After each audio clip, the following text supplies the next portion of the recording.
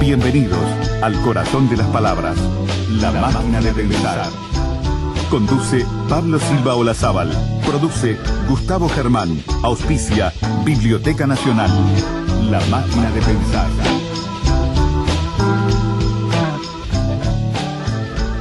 Amigos, ¿cómo están? Bienvenidos a Radio Uruguay, bienvenidos a La Máquina de Pensar. ¿Cómo andan? Espero que anden bien. Hoy martes arranca La Máquina de Pensar en un día especial. Ustedes ya lo saben porque lo hemos hablado y ha habido una promo acá en La Máquina de Pensar, no, en Radio Uruguay durante 2 semanas. Anduvimos haciendo una gira en el litoral junto con Martín Bentancor presentando 2 novelas. Ellas son Pensión de Animales y El Inglés. Las presentamos bajo el título, digamos, o con la idea de que 2 novelas que ganaron los premios nacionales recorrieran el litoral del Uruguay. Así que los invito a escuchar. Ahora vamos a escuchar la grabación de la primera de las presentaciones de esta gira. Fuimos el 4 de septiembre a Fraiventos, allá en Fraiventos, y en la sala de lectura de la Biblioteca Municipal, que está en la terminal de ómnibus de Fraiventos, estuvimos presentando estas 2 novelas. Reitero, Pensión de Animales, que es de quien les habla, y El Inglés, de Martín Bentancor, ambas son de Editorial Estuario. En la reunión, en la presentación, que fue una reunión muy linda, con mucha gente conocida, con mucha gente amiga, que escucha Radio Uruguay y que escucha La Máquina de Pensar, y a la que le mandamos un fuerte abrazo desde aquí. En esa reunión primero estuvo presentada o abierta por la directora de Cultura de la Intendencia Municipal de Río Negro, Estela Golochenko, y como presentadores estuvieron la profesora Grisel Milesi, que es la orientadora del taller literario Lobisones, y estuvo también el maestro Javier dos Santos, el poeta Javier dos Santos, que fue uno de los, quizás el artífice de organizar esa presentación, en la cual estuvimos muy contentos y muy a gustos, Martín Bentancor y quien les habla. Así que, amigos, los invito a escuchar la primera parte de la presentación de estas 2 novelas ahí en Fraiventos el viernes 4 de septiembre.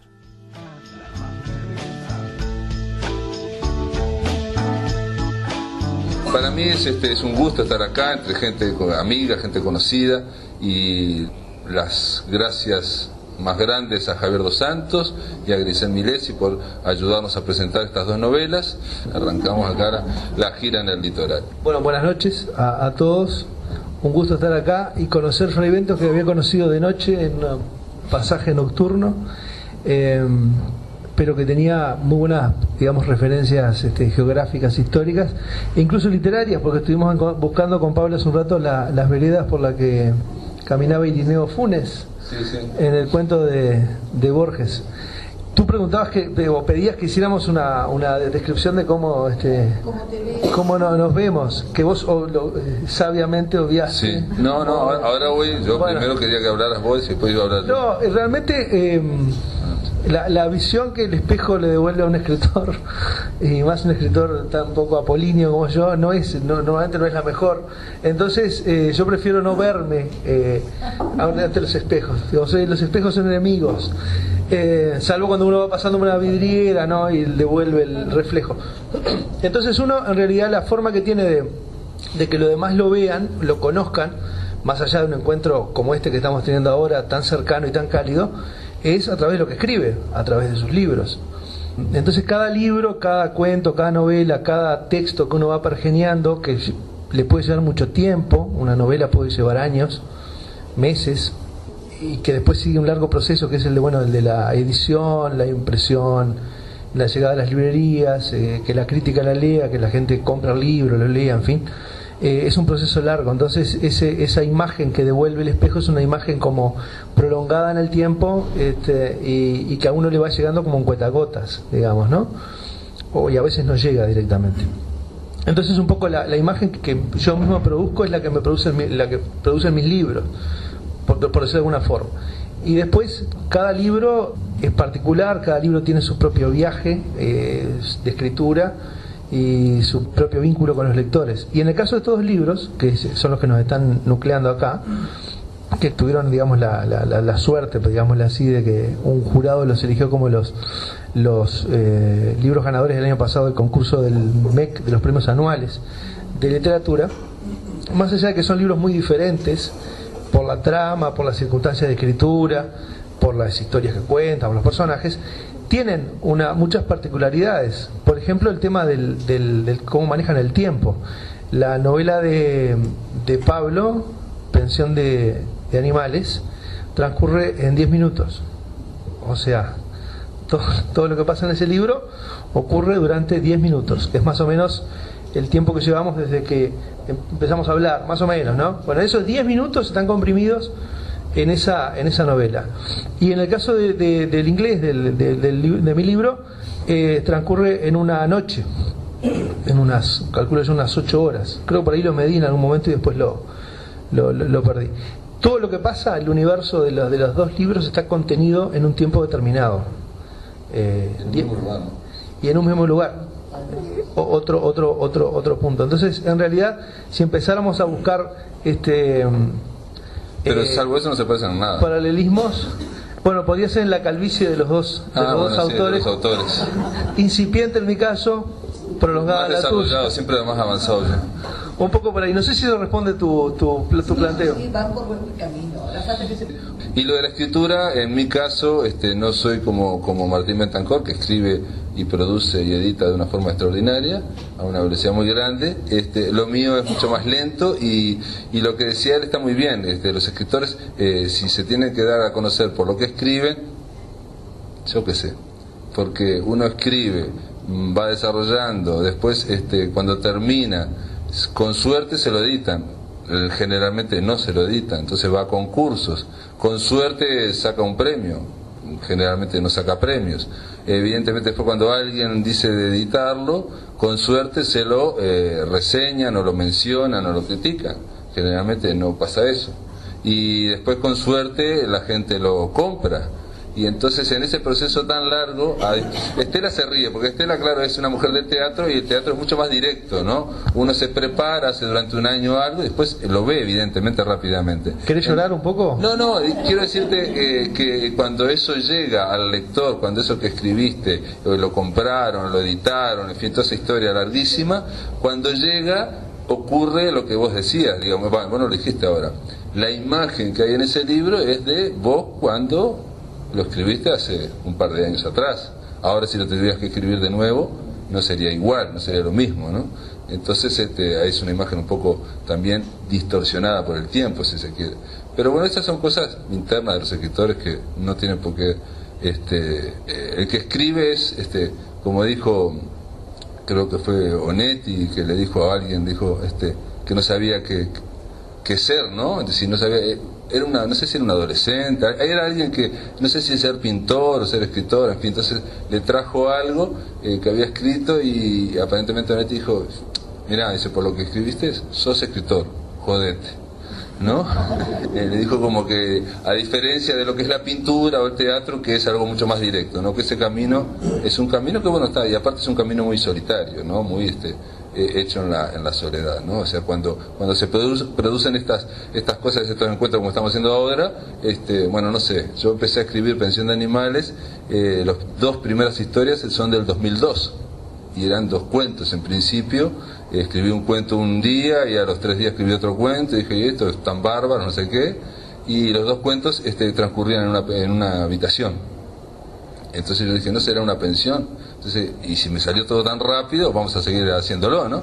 Y el tercero no salía, no fue para nada. Y ahí me puse a escribir otras cosas y pasaron miles de cosas, como suelen ocurrir en la vida de la gente, de todo, ¿no? De todos nosotros, ¿no? En fin, esa sería la presentación, no sé si... Y de alguna manera te adelantaste, porque justamente lo que yo después iba a preguntar, pero le voy a dar la palabra a Javier, porque si no parece que la única que habla soy yo y Javier, ¿qué está haciendo acá? Por eso.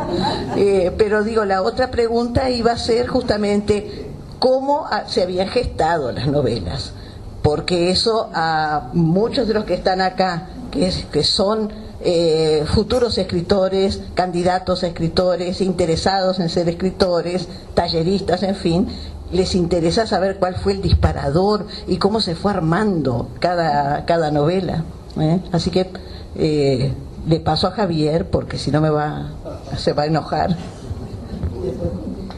Bueno, buenas noches. En primer lugar, estoy debutando en este tipo de actividades, en donde le decía a Grisel que tenía ganas de meterme a ver cómo me iba, tratar de conversar de libros con compañeros, con conocidos, con gente a la que aunque no la conociera la conocía ahora, o la conozco en el momento. Entonces me parecía un desafío lindo. Me parece buenísimo que sean ellos dos los que estén acá hoy y poder estar con ellos, presentarles o ayudarlos a presentar sus libros. Hemos hecho un trabajo con Grisel bastante a rajatabla, tratando de ser serios. No sé, lo logramos, no lo logramos, pero primero que nada la alegría de poder ayudarlos y estar con ustedes. Después está bueno llevar esta charla, como decía Pablo el otro día cuando hablaba conmigo, llevar esta charla como una rueda de café, donde podamos conversar, donde podamos preguntarle, donde podamos compartir ideas, sacarnos dudas. Y nosotros tenemos una larga lista de puntos que fuimos anotando con Grisel y queremos charlarlo más de en adelante, pero primero pasamos a lo que le habíamos preguntado, a ver qué pasó, cómo nació, sobre todo no, pero primero que lo tenemos Pablo a mano, capaz que cómo nació Pensión de Animales. Pensión de Animales, yo decía, bueno, lo dije, esos 12 cuentos que escribí en el 2002, me acuerdo que se los mandé a Mario Lebrero me dijo, estás en vena, seguí, y a mí no me cayó bien ese comentario, como diciendo que estoy en vena, ¿qué quiere decir? Que se me va a cortar, por favor, no sé qué. No lo tomé como buena onda, dije, y después le conté que yo tenía esa idea de hacer, seguir haciendo historias y que todo ocurriera en la misma pensión, y eso no le gustó mucho a él. En el medio yo seguí escribiendo y haciendo otras cosas, y incluso esas 2 historias fueron publicadas como cuentos independientes en el 2005. Pero yo siempre me quedó ese proyecto, ¿no?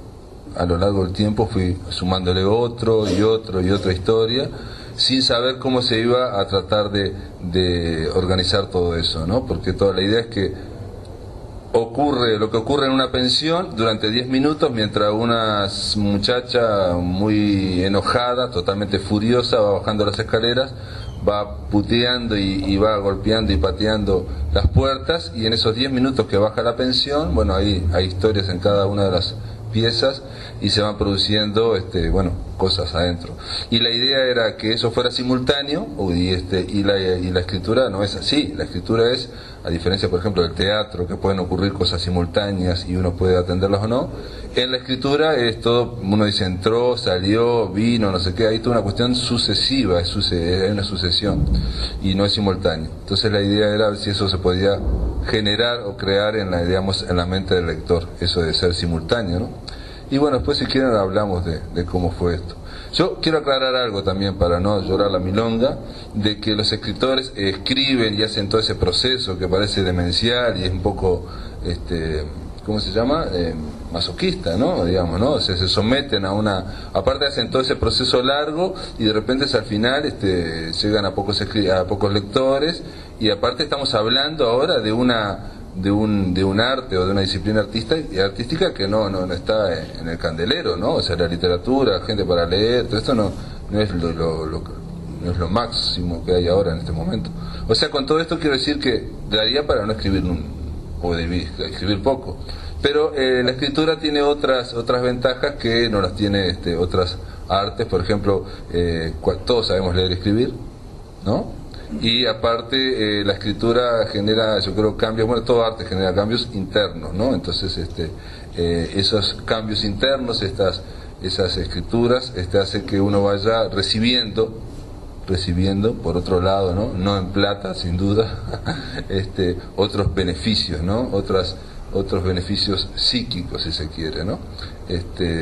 Entonces yo creo que ahí también hay una motivación por eso. Martín, les voy a aclarar algo. Él, con esta novela, El Inglés, el año pasado sacó el primer premio de los premios anuales de literatura del MEC, y el año anterior sacó el premio de Banda Oriental Lolita Rubial por la anterior novela. Quiere decir que 2 años seguidos sacó 2 primeros premios. Este año debería ganar el primer premio de la Intendencia de Montevideo y ahí sí sería realmente importante. No, porque ahí sería una cosa sorprendente. En Uruguay hay 3 concursos, ¿no? Está el del MEC, está el de la Intendencia Municipal de Montevideo y está el de Banda Oriental, ¿no? Si vos un año ganás el de Banda Oriental, otro año ganás el de MEC, ahora, bueno, pero quiero decir con esto que no es habitual que un solo escritor gane esos primeros premios. Con respecto a la formación a la creación del libro, la génesis del libro, digamos, yo descubrí en realidad que en este libro y en el libro anterior, en mi infancia, está el germen de los libros.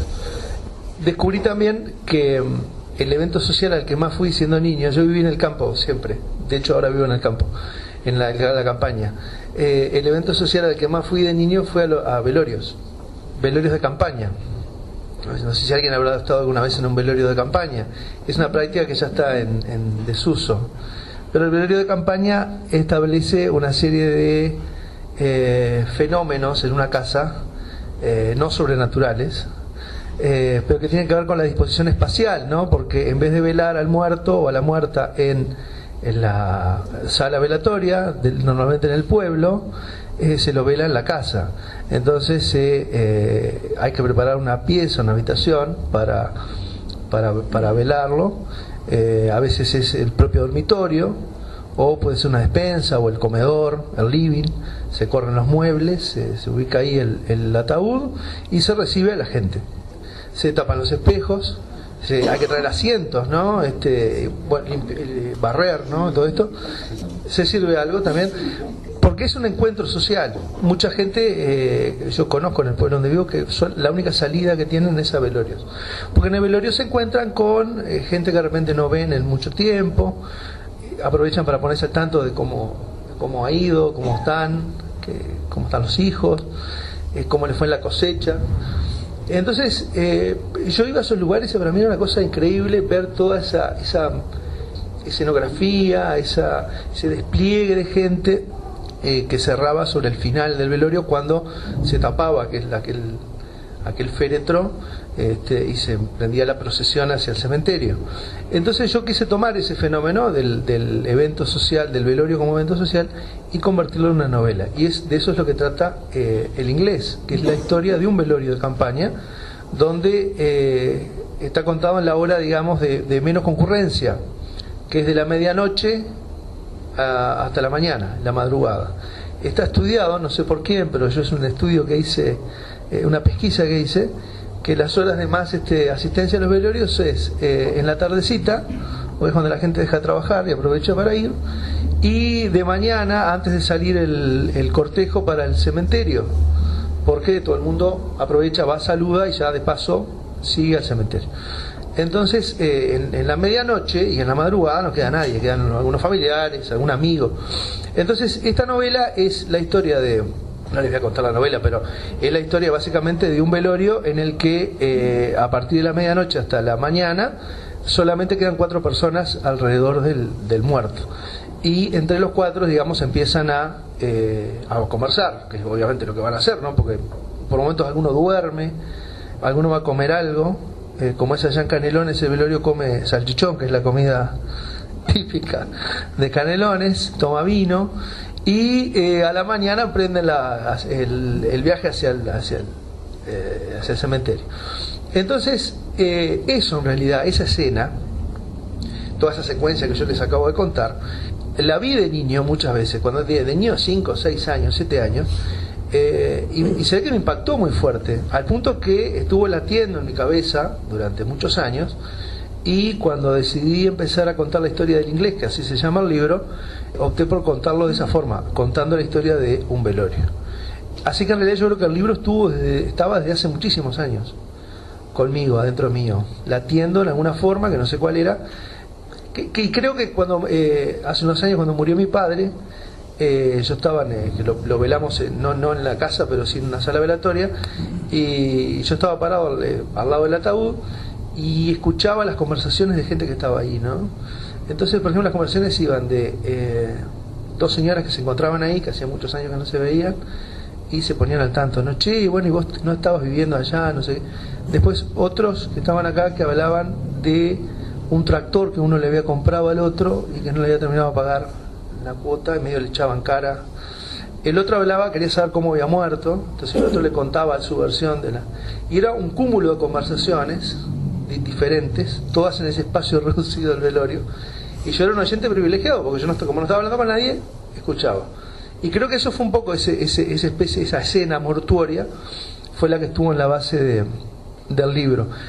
¿Qué quiero decir con esto? Que en realidad este libro surgió así. Cada libro tiene su génesis y su elemento disparador, que a veces no nos damos cuenta dónde está. Y otra cosa, y con esto termino, es que para respetar la dinámica de lo que es un velorio, que es un espectáculo que no tiene cortes, porque empieza cuando se dispone el ataúd y termina cuando se lo entierra. En el libro yo tampoco quería que hubieran cortes, entonces el libro es una novela que no tiene capítulos, o sea, está contada de un tirón, como si alguien hubiera ido a un velorio, llegó, vio todo eso y se fue para su casa. Entonces el libro no tiene cortes, porque después cuando estaba escribiendo entendí que tenía que ser así, no podía pasar capítulo 1 tal cosa, capítulo 2, o de las 12 a la 1, de la 1 a las 2. Bueno, no, es un velorio ahí contado de corrido. Y eso es un poco el cuentito de la novela, digamos. En el aire de Radio Uruguay, La Máquina de Pensar.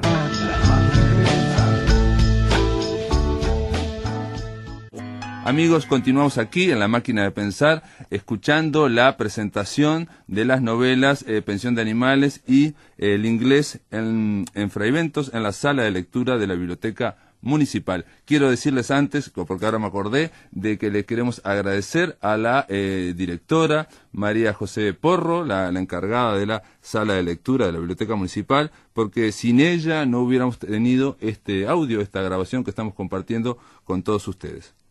Las novelas, aparte de tener la anécdota, el cuentito, como tú decías, tienen mucho más que eso. Por ejemplo, algo tan valioso en una novela es la creación de los personajes.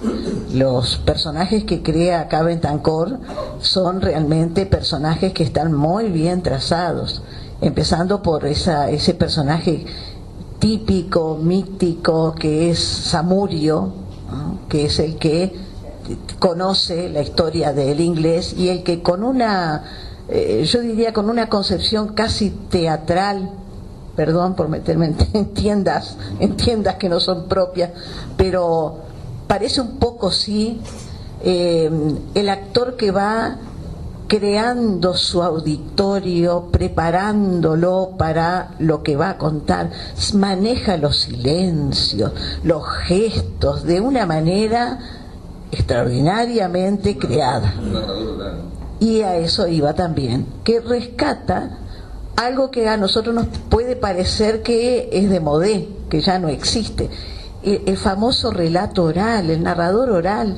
Pero el narrador oral, creo que, por lo que comprobamos acá, sigue tan vivo porque aporta justamente las vivencias propias y sabe cómo recrearlas. Este es un extraordinario narrador oral, que recuerda, a mí particularmente, y eso creo que es lo bueno también de una escritura bien hecha, hace que el lector encuentre como ecos. Uno no queda indiferente frente a ese Samurio. A mí me evocó personajes o personas que más o menos respondían a las mismas características que Samurio. Yo creo que muchos cuando lean la novela se van a encontrar con que hay Samurios por ahí, y los ha habido, y por suerte. Y después el hecho también de situar la escena en un medio que a mí al principio, cuando leí los primeros parrafitos, pensé, caramba, estamos en un medio rural, esto va a pintar como para ojear un poco hacia atrás la existencia. Y resulta que por ahí aparece el maestro que empieza a recibir los mensajes en el celular. Entonces ahí me di cuenta de que estamos frente a una mirada desde el campo, hacia el campo, en el medio rural, pero tiene otras coyunturas y tiene otra visión. que es posmoderna. Y es hacernos sentir también que el medio rural tiene sus propias connotaciones, sus propias características. Vamos a hablar un poquito de Pensión. Pensión de Animales es una novela que, por lo que me gusta a mí escribir o leer, tiende a ser un poquito visceral. Tiene momentos fuertes, momentos que te conmueven o que te disparan un poco hasta llegar a ser incluso asqueante. Y yo creo que a pesar de eso están muy bien logrados los momentos. Yo había tomado algunas notas como para no perderme, o por lo menos para no dejar de decir lo que quería decir. Y habíamos estado viendo lo siguiente, Pablo. La historia transcurre en una pensión. En esa pensión se prohíben tener animales. El libro empieza con un cartel, que es un cartel que está a la entrada de la pensión, que dice prohibido tener animales. Y sin embargo todos tienen animales. De hecho, los propios humanos son un poco animales también, en distintos sentidos. Y yo decía, lo primero que se me ocurrió fue lo que sucede dentro de la pensión por momentos es un infierno casi minimalista, donde todo sucede, como decía, yo decía 10-15 minutos y no anduve tan mal. En 10 minutos la historia se desenrosca, se desenvuelve en ese pasillo, en esas escaleras, con una violencia y con una tendencia dantesca, decía yo, que es increíble. Y por eso lo asocié enseguida a la inscripción de la puerta del infierno.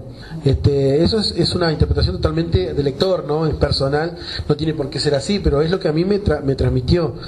Una de las cosas que a mí me gustaría preguntarle a Pablo, y que a mí me llevó, y que yo sé que Pablo tuvo una relación muy no sé si unida, pero muy conocida con Lebrero, es que a mí me hizo acordar a Lebrero en algunas partes.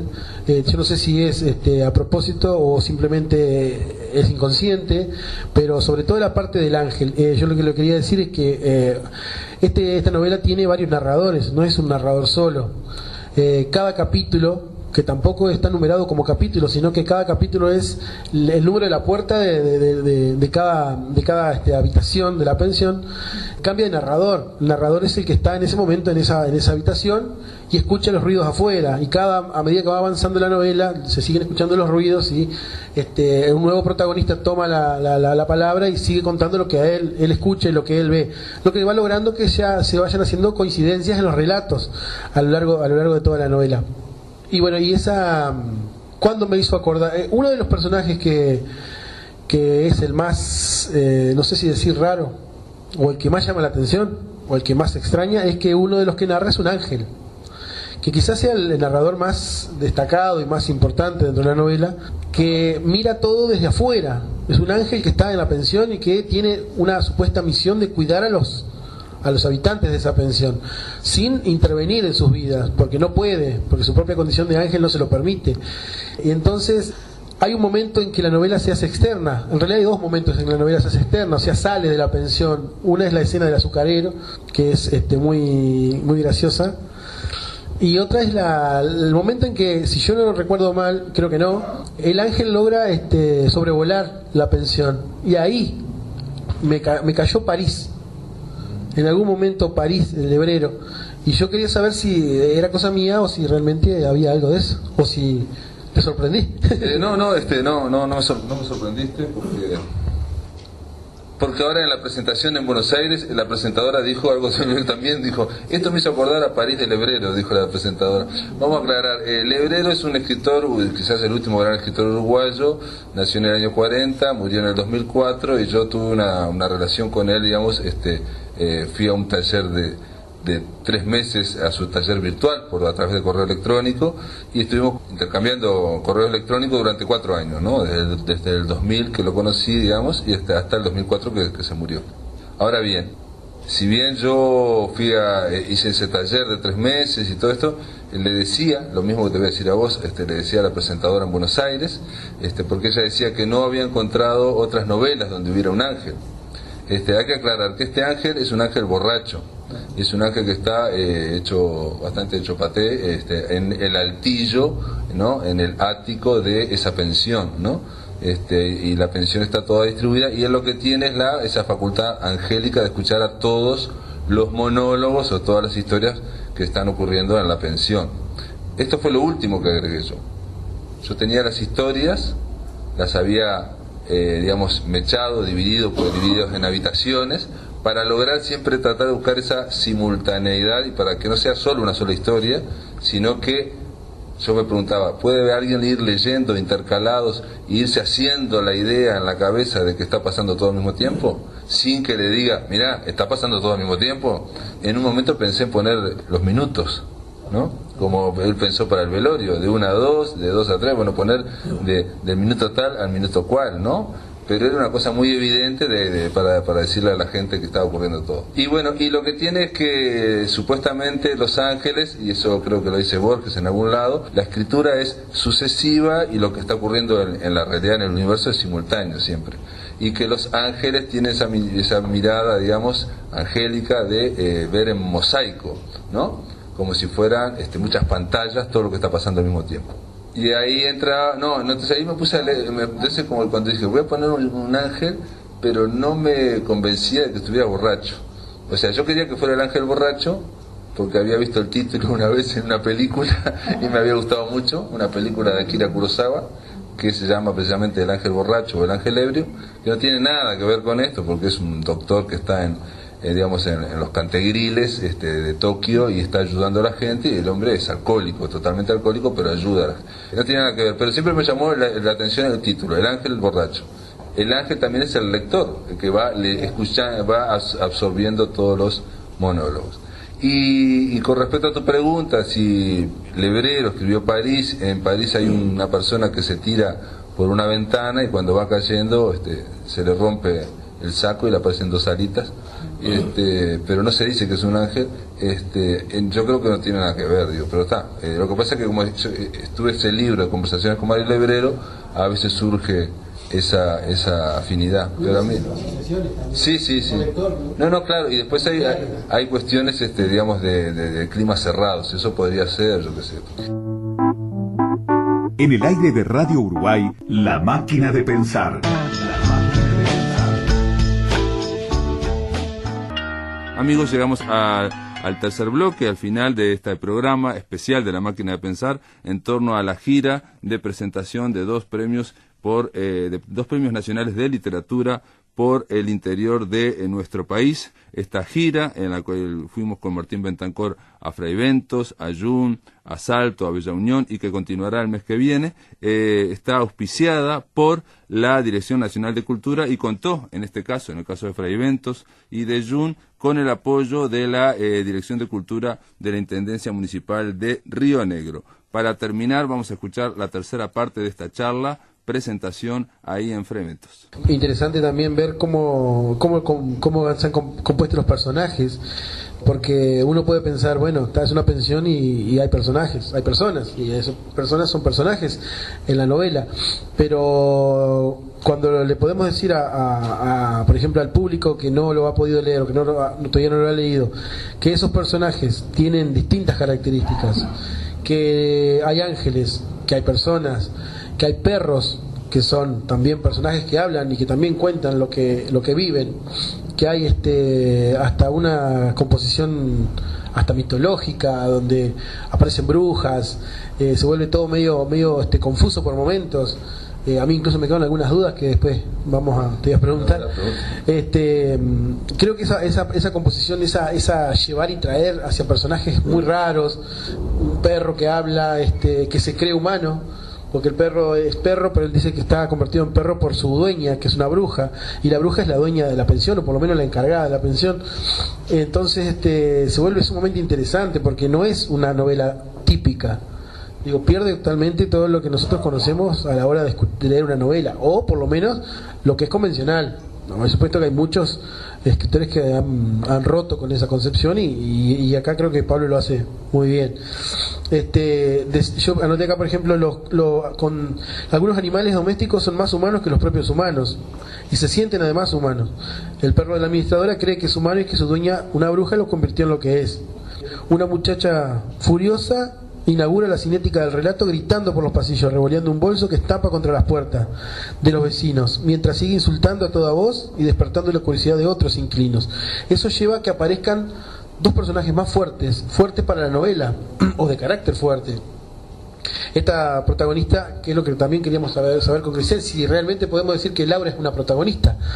Yo en un principio la puse como protagonista, que es la que va enojada por el pasillo y que es la que provoca la situación de toda la novela, pero no necesariamente quizás tenga que ser la protagonista de la novela. Y le surgen dos antagonistas muy fuertes, que son, por un lado, una de las vecinas chusmas de la pensión, que tiene un carácter muy fuerte también y que se enoja mucho porque le golpea la puerta, y la propia dueña o la administradora de la pensión, que es una bruja, como dice el perro, y que tiene un carácter que provoca miedo en los demás. Entonces esa trilogía de tres personajes o protagonistas muy fuertes quizás sea el eje de los personajes. Si decimos Laura es el personaje o realmente hay una sucesión de personajes. ¿A vos qué te parece? Mira, el tema de Laura, me han dicho, por ejemplo, cuando esto fue a un concurso y salió segundo en Banda Oriental, detrás precisamente de cuando ganó este hombre, el sargento Vidal, ahí también salí segundo atrás de Martín Betancourt, y una de las cosas que me decían era, no, el tema es que Laura, que es la que va bajando con esa furia terrible, es la única que no asistimos a los pensamientos, lo que está pensando. Entonces me decía como que le falta, y bueno, ¿qué querés que le haga? Yo intenté escribir y no, por alguna razón me parecía que no, lo que escribía acerca de lo que iba esta mujer furiosa no me parecía verosímil. Aparte hay un detalle, cuando alguien está en una furia total, con esa energía total, realmente yo creo que no se piensa, y ella realmente no está pensando, ¿no? Tiene una furia absoluta y no sabemos por qué. Y sobre lo que contaste, bueno, de la pensión, solamente decir que uno se sorprende a veces de los lectores. Hubo una lectora que me dijo que para ella, una de las presentadoras en Buenos Aires también, que para ella la pensión toda era un organismo, que era vivo y que alguien lo estaba recorriendo. Y sin embargo otra persona en Montevideo me dice que para ella la pensión puede ser el cuerpo de Laura, el propio cuerpo de Laura, que ella va bajando y va pasando miles de cosas. En fin, es como todo, hay de todo, como en botica, ¿no? En este momento se me ocurre pensar, pero no lo había pensado antes, cuando dijiste que la pensión estaba vista por esa presentadora como un organismo vivo. ¿Se acuerdan de La Colmena? Camilo José Cela también. Todos esos personajes conforman un mundo. Creo que hay también ahí una idea similar. Sí, sin duda. Y el caso de los animales en sí mismos, que uno puede pensar, es una pensión donde no se puede tener animales, pero hay animales, pero ¿qué animales hay? Y yo empecé a hacer una especie de raconto de ver qué nombrar, estando de los que están presentes en la pensión y los que son mencionados simplemente como y aparece de todo, porque no me acuerdo ahora yo lo hice al raconto, pero te nombro los que están en la novela mismo. Hay una cacatúa, hay moscas, hay una alimaña, hay está el perro, pero también después cuando haces una gata, y el animal aparece mencionado permanentemente con comparaciones, traído por alguna situación, y aparece otra vez un animal y otra vez un animal. Yo no sé si no hay un pingüino o algo así. Sé que hay animales, siempre hay animales raros para una pensión. Mira, no me había dado cuenta, pero puede ser, sí puede ser. Las moscas, yo lo tomé en un momento que podía caer mal también la novela, porque las personas están animalizadas por la rutina, entonces claro, los bichos que conviven con ellas son casi humanos, porque ellas muchas veces les hacen cosas no muy lindas, ¿no? O les van a hacer cosas muy lindas. A mí lo que me interesaba, más allá del argumento y del cuentito, como dice Martín Betancourt, que yo sé que no soporta que hagamos el cuentito, a mí lo que me interesaba era escribir, y lo que me interesa es escribir algo que sea intenso. Entonces la intensidad, que normalmente la novela no es tan intensa, esto eran como historias breves, y me gustaba que fueran, o trataba que fueran todas muy intensas.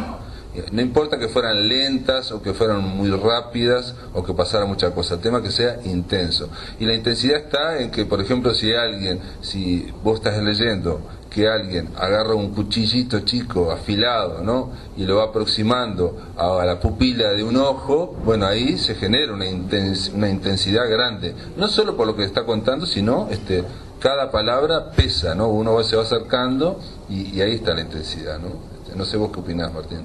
El tema de la historia, eso que vos decías de que el cuento de la historia, o sea, contar la historia de un libro, a veces es medio tramposo, por un poco por lo que decía Javier, por las lecturas por la interpretación que cada lector hace, ¿no? Pasa con el proceso que se realiza cuando se lee a los niños. Yo cuando le leo a mis hijos, leo yo el libro y no quiero que vean los dibujos para que ellos vayan armando porque si ven los dibujos ya tienen como, digamos, parte del proceso armado y no. Y en esto pasa un poco lo mismo, o sea, la historia está en el libro, cada lector va a hacer su propio su apropiación, digamos, de la historia, y verá qué cosas le genera, qué cosas no le genera, si le gusta, si no le gusta y todo esto. Y esa intensidad de la que habla Pablo, yo creo que tiene mucho que ver también con el lenguaje. La materia prima que tenemos los escritores, la única materia prima que tenemos, el único elemento para procesar y generar algo son palabras. Tenemos puntos y comas, espacios, pero son palabras. Pero esencialmente con lo que creamos los contenidos de los libros y con que creamos nuestros libros son palabras. Y en el lenguaje, en el propio lenguaje, en concreto en nuestro idioma español, ahí está todo. Y una palabra puesta en un determinado lugar, un adjetivo, un sustantivo, puede decir una cosa, puede decir otra, y cada uno de ustedes lo puede leer de forma diferente, de acuerdo a sus propias vivencias, a su propio conocimiento de repente del tema del que se está hablando, o incluso del propio conocimiento de la obra previa del autor, porque cuando uno lee un libro de un autor que ya ha leído, ya de repente conoce determinados mecanismos en la forma de contar una historia o en la forma de presentar un personaje. Entonces todo eso hace a esa intensidad que se genera en la literatura cuando uno escribe, ¿no? Por eso es tan importante, y yo nunca entiendo a esos escritores que dicen no, yo el libro ya lo escribí, ahora dejó de ser mío, cada uno haga su lectura, yo estoy en otra cosa. Yo estoy desesperado para que los lectores me digan qué les pareció el libro, porque justamente es la forma, si no uno ¿qué otro mecanismo tiene para vincularse con la gente que lo lee? Bueno, que te venga y te diga, che, mirá, tu libro, me encantó tu libro, una genialidad, o que te diga, mirá, la verdad, está bravo, está complicado tu libro. Eso es fundamental para nosotros. Yo la verdad que no lo entiendo. Creo que a vos, Pablo, te pasa lo mismo por lo que hemos hablado, pero esa especie como de escribir un libro y bueno, ya eso ya es otra cosa, ahora yo estoy en otra. No, nunca lo entendí. Y esa intensidad a mí me parece, en mi modesta opinión y por lo pronto la forma que yo trabajo, está por entera dada en el lenguaje. Las historias van y vienen. Por ejemplo, las historias de mi libro, la mayoría de esas pequeñas historias que van apareciendo, yo las escuché por ahí, las fui escuchando, y si de algo me jacto, tengo muy pocas cualidades, y una es la de escuchar. Siempre me gusta escuchar. Entonces, por haber viajado muchos años en los ómnibus, cuando yo hice mi carrera y tenía que viajar como 3 horas de ida y 3 horas de vuelta, escuchaba muchas conversaciones. Entonces, ¿qué pasaba? En los ómnibus departamentales siempre viajan las mismas personas, porque las rutinas son siempre las mismas, los que íbamos a estudiar, los que iban a trabajar.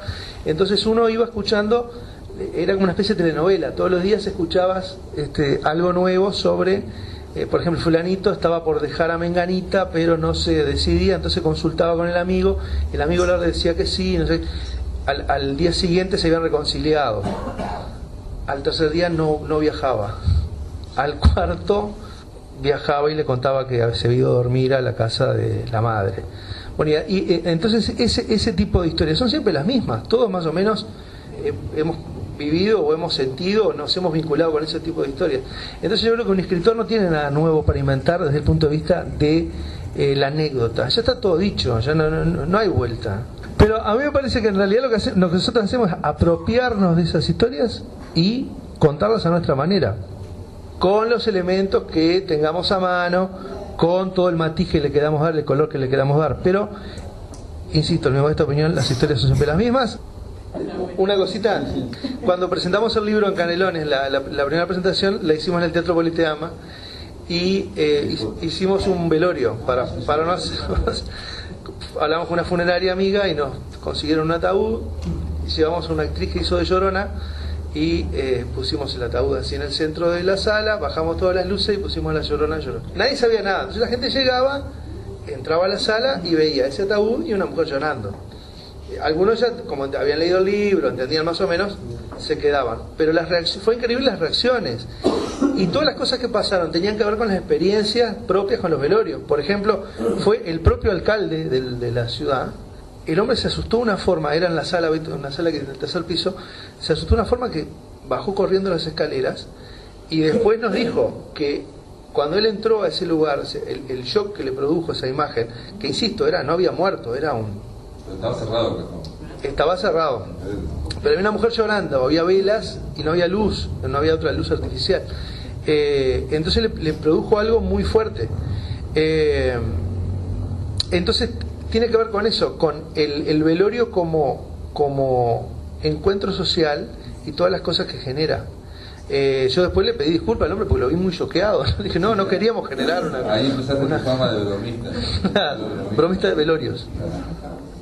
No, yo solamente digo discrepo, pero no por otras cosas, y no vamos a hablar acá, pero cuando se habla de la intensidad en la palabra, viste que una frase sea intensa, que una página sea intensa, yo creo que no es fácil definir por qué, ¿no? Y eso tiene que ver con la poesía, yo creo también, ¿no? De que tenga fuerza una frase, que tenga fuerza una palabra. Yo creo que tiene que ver, me parece a mí, digo, en mi opinión, con la imaginación, ¿no? Que cuando el escritor imagina y va a la imaginación personal y transcribe, la pasa a palabras, no pasa esa imaginación a palabras, creo que esa tiene una cierta fuerza. Creo que cuando el escritor es más bien alguien que domina todo el idioma y bueno, que tiene sus recursos y su cierta estrategia, una cuestión más mental, me parece que no se genera la misma intensidad. Esa es la teoría que tengo, que no es una gran teoría tampoco, pero hubo una escritora, Marguerite Yourcenar, la de Memoria de Adriano, que ella decía que las obras maestras, uno las ve, las analiza, lee las páginas y no son súper complicadas ni nada, y uno lee Edipo Rey o lee o una página del Quijote o lee a Kafka y no son, ella decía que detrás de esas palabras que ella notaba, que uno nota una electricidad, una cierta electricidad, o sea, esa intensidad, esa energía, que a veces no se siente en las otras páginas, de repente muy bellamente escritas o perfectamente escritas, ¿no? Borges llegó a decir en un momento que una página perfecta escrita era la más débil de todas porque no iba a resistir el tiempo, en muy poco tiempo o si era traducida, o si había un error de imprenta, o si era reimprimida, se iba a derrumbar, ¿no? En cambio, el Quijote, que ha sido escrito con erratas, con no sé qué, con no sé cuánto, pasa a través de, aparte son 500 años, ¿no? Y sin embargo se mantiene esa fuerza, mantiene esa electricidad, esa energía. Esa es la intensidad que uno le gustaría tener.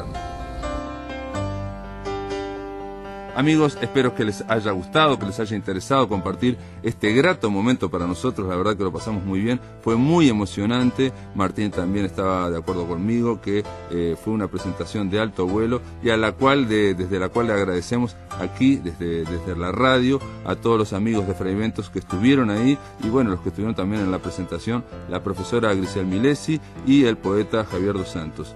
Esto es todo, amigos, se terminó la máquina. Mañana continuamos aquí en Radio Uruguay a partir de las 20 horas. Espero que lo pasen muy bien. Hasta mañana.